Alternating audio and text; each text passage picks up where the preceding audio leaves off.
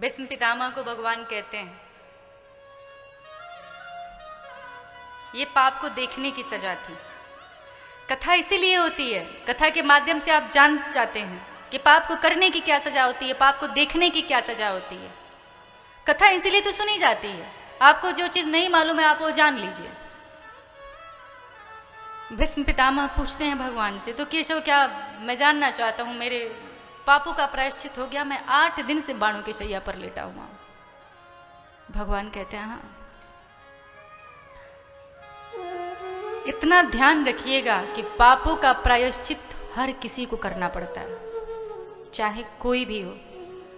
कुछ लोग बड़े बुद्धिमान होते हैं, वो सोचते हैं कि हम जितना पाप करेंगे उतना पुण्य भी कर देंगे और बैलेंस हो जाएगा, ना हमको पाप की सजा मिलेगी ना पुण्य का फल मिलेगा। कुछ लोग अपना, कलयुग के लोग हैं, बहुत दिमाग लगाते हैं, कुछ लोग अपना ये भी दिमाग लगा लेते हैं, आपको पाप की सजा भी मिलेगी और पुण्य का फल भी मिलेगा। आपके पुण्य आपके पाप को बचा नहीं सकते पाप की सजा से, चाहे आप जितना भी पुण्य कर लीजिए, लेकिन अगर जानबूझ करके आप पाप कर रहे हैं तो उसकी सजा भी आपको अवश्य मिलेगी। स्वामी विवेकानंद जी के गुरु हुए रामकृष्ण परमहंस, अंतिम समय में उनके गले में कैंसर हो गया था। वो काली जी का ध्यान करते थे और काली जी उनको दर्शन दिया करती थी, इतने बड़े भक्त थे काली जी के। विवेकानंद बार बार कहते थे, गुरुदेव आपको काली जी दर्शन देती हैं, अगर आप एक बार कहेंगे तो आपका गला ठीक हो जाएगा, आप क्यों नहीं कहते हैं माँ से।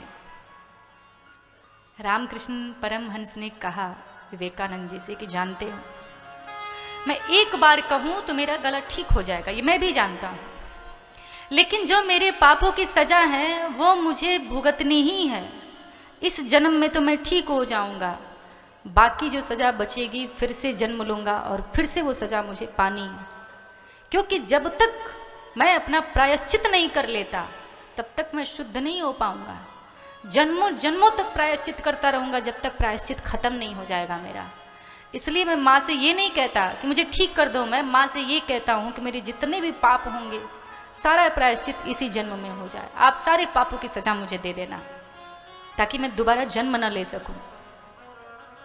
तो रामकृष्ण परमहंस जो काली जी का दर्शन कर रहे थे वो भी जानते थे कि इस चक्र से कोई मुक्त नहीं हो पाया है। अगर पाप किया हूं तो दंड भी मिलेगा, पुण्य किया हूं तो उसका फल भी मिलेगा।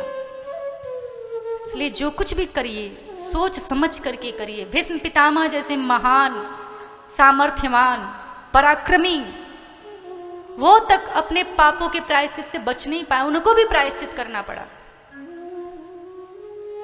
भगवान को हाथ जोड़ करके प्रणाम करते हैं, मैं धन्य हो गया आपको अपने मृत्यु के समय में देख करके। मेरी मात्र यही इच्छा थी कि मरते समय आप मेरी आंखों के सामने हो,